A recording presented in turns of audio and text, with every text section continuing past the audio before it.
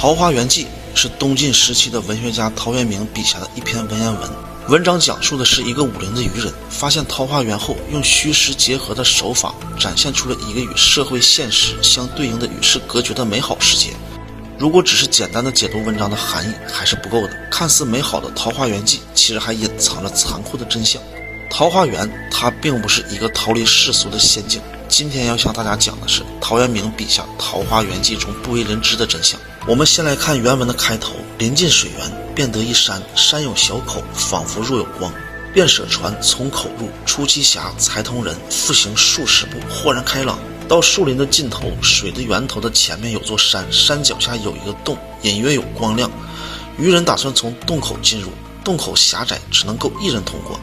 走进洞口后，豁然开朗，前面出现了一个大的村落。但是这段描述其实与人濒临死亡时的体验非常的相近。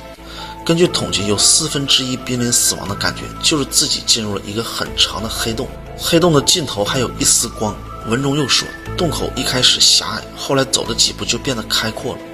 这个结构与魏晋时期的墓道极其的相似。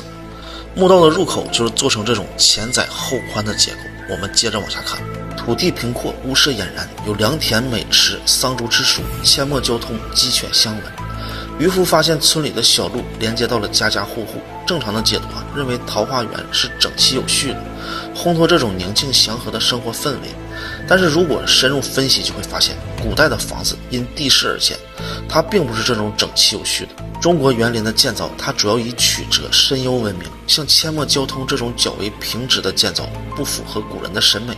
在古代，只有坟冢的排列才是这样的，一排排整齐的排列着。大家听到这里，是否感觉到我们初中向往的世外桃源变得如此的恐怖呢？我们继续往下看，它更加的诡异。